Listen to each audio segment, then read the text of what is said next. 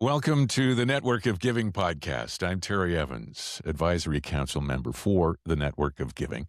And my guest today is the Chief Evangelist and Advisory Council member of the Network of Giving, David Saalfrank. Nice to have you on the show here today, David.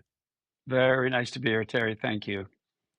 We've been talking a lot about the Network of Giving and how it's going to change the way community supports community. Now, David, you've spent over 20 years in marketing and now serve as the Chief Evangelist for the Network of Giving. How has that background shaped the way you look at the challenges that nonprofits are facing today? Well, I appreciate you only saying 20 years, Terry, because it's actually been about 35. But, Okay. in my past life, I had the ability to work with some major clients that not only were about marketing and advertising, but were also about corporate responsibility. So I had this great taste in my career about companies and clients that had a community purpose that was part of their whole DNA. When you look at advertising and marketing promotion, it really is all about creating connection with storytelling that really motivates behavior. And nonprofits do the same thing. They motivate consumers, they motivate corporations to support their mission and their community effort. The difference is that now, and I learned this a long time in my career, when I first started out, we had what we call the 4 Ps of marketing. And we actually have a fifth one now called purpose. And purpose is relevant to what does a company or a corporation or an organization's mission. So a lot of that correlates back to the communication that I dealt with throughout my entire career, and again, motivating behavior as well. Nonprofits might be seen by some as heading towards an almost too little, too late scenario. What are you seeing that makes you say that or makes other people say that? Yeah, we've looked at this a lot, and all the research is indicating it as well, Terry. You know, when you think about it, the success of any brand is its ability to attract new and young users throughout the life cycle. And nonprofits really haven't kept up with the evolving socioeconomic climate. They haven't really kept up with radical changes in perception and behavior. There are now more nonprofits than ever, and they're all pursuing a very shrinking population of donors. By the way, a population that is getting older and frankly dying off. So now you have more nonprofits trying to get a piece of the pie, and that pie is shrinking. And a lot of the methods that the nonprofits use, they're really outdated. I mean, there's been so much focus on corporate workplace versus individual giving. And individual giving is something that just sort of fell off the radar for a while. But research supports the fact that it is such an important, vital part of a nonprofit's organization and success. What I really think is affecting also is we have a younger generation. So back to that ability to attract new and young users, that younger generation is very suspicious, and yet they're very empowered. They want things in their own terms. And nonprofits have always really been focusing more on these corporations, this workplace giving. And yet those younger consumers are looking for an experience that really is catered towards them more and makes it easy and seamless to give and to participate in, supporting a community. So if nonprofits are drifting away from the individual donor, what changes need to happen to jumpstart and increase the donor segment? We're seeing a lot of them. First off, I think what's happening is a lot of the larger nonprofit organizations are streamlining so that their money goes a longer way, and that's very, very important.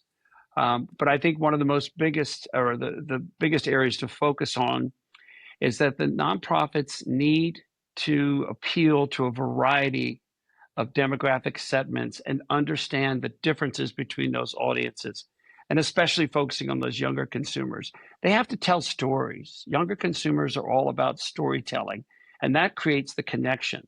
So nonprofits would not only be able to make sure that they appeal to those consumer segments, but they should also provide multiple and simple points of entry, for giving. So for instance, different levels from like a low barrier way from an individual giver up to that high-end donor that they've been focusing on previous to this. And I also believe that, especially now with technology, personalized communication is so important. That individual donor really needs to feel like the nonprofit said, we've come all this way just to see you, to ask for your help. Um, the other thing I would say that's very important is transparency with the individual donor. And I mentioned before that the younger consumers now are very suspicious about giving or about intention sometimes behind companies or nonprofit organizations. That transparency needs to be apparent in any organization to appeal to an individual donor. Show how that individual can make a difference by either through advertising, promotion, or just regular communication. And then, I've mentioned this a little bit, but to appeal to the individual donor, those nonprofits really need to step into the 21st century. I mean, I've gone to many galas in my life and I've bid on things and raised that paddle. Honestly, a lot of people aren't raising that paddle anymore. And especially if you're focusing on that younger consumer, which we really need to bring into the brand, they're going to have to find unique and exciting ways to appeal. And going to galas is not really one of them. Well, that's behavioral, I suppose, and then from a behavioral and marketing standpoint, aside from the ones that you just kind of broached generally, what specifically can the network of giving do to actually change how people engage with giving? Is it all to do with micro donations? Is it going to be further and more in depth than that? It is going to be more depth, but the micro contribution is the core component of it. The network giving answers a lot of the questions or the concerns or issues that I just brought to light. First off, it provides that transparency and simplicity. It's seamless for people, for the nonprofits, and for businesses. It really is that easy. If you think about it, even a business doesn't have to train their staff or personnel about network giving because it all happens on the back end in the back room when somebody actually makes a purchase. It really, I mentioned before the suspicious young consumers. Well, we've all experienced what we call checkout fatigue, where we go to the front of the store and we're paying for something and somebody asks us to round up or somebody asks us to contribute to a particular organization. Network of giving totally eliminates all of that checkout fatigue. And it also helps eliminate that distrust of nonprofits for the younger consumers. I had also mentioned low barrier entry for giving, and that's one of the great things about the network of giving. A nonprofit organization that's a part of the network of giving provides the consumer to support the community, support their organization in a small way. You mentioned, Terry, micro contributions, but also it's a way for them to grow within an organization and could become a higher giver, a higher level of donor. And I've mentioned a lot, it appeals to that Generation Z, okay, that younger consumer group, which, by the way, represents 25% of the world's population, and it's the largest growing generation ever. And yet this group, as I said, is the smartest. They are, when it comes to digital technology, they are the ones that are looking at things and analyze them in a different way. And they expect personalized experiences or experiences that cater to their lifestyle more than anything.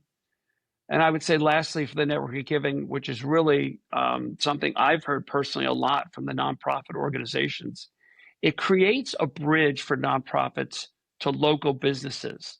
I mentioned before that nonprofits had focused a lot on workplace giving and corporate sponsorship and got away from individual donors. Well, also, a lot of the nonprofits aren't looking at the small to medium enterprises in a community as much. So it's a new area to focus on. It's a new area to collaborate with more than anything, because both of those, whether it's a small business or a nonprofit, are very interested in the resilience and profitability in the community. So how does the network of giving move from something like you talk about the apprehension of Gen Z, the apprehension of people in general? How does the network of giving go from something new to something that communities, businesses, and nonprofits feel that they can't afford, to be without? How do we go from apprehension to FOMO? That's a great question. Um, let's start with the easy one. It's not that easy though. Momentum and awareness. Okay. Right now, we need to establish a wave of momentum that creates large scale adoptive behavior that evolves eventually into lifestyle for consumers. And we call it whole town conversion. And to give you an example, when Zelle, the payment app that most all banks use now, when it first came out, Zelle was started by, I think it was 6 total banks. 3 of them were the big ones, 3 of them were smaller ones. And, you would look on this list online and say, is my bank on here to be able to transfer money? It got to the point where more banks adopted it.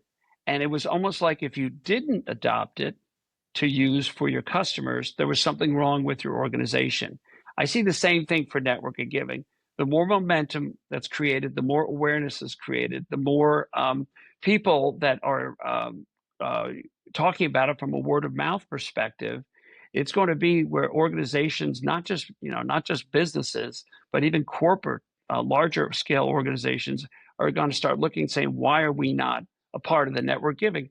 And that's all going to come down to momentum and awareness.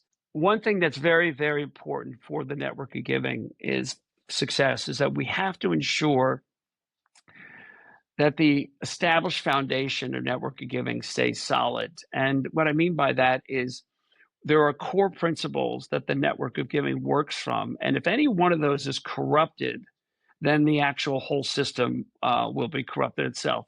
And first off, it's the contributions are no direct cost to those consumers, those that are shopping and buying and initiating micro donations.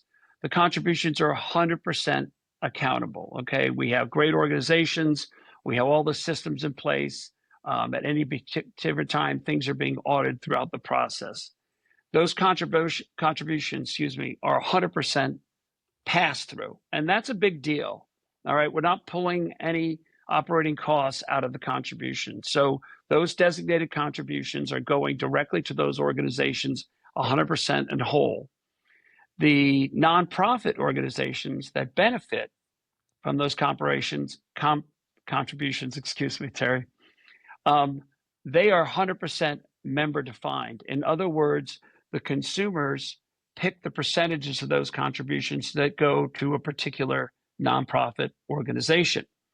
And then, of course, those contribution amounts, which are actually coming from the local businesses, are 100% business directed. It's the business that is actually making the contribution, not the consumer, even though the consumer behavior initiates that contribution. So those are the core principles of the network giving that have to stay true throughout the process in order for success.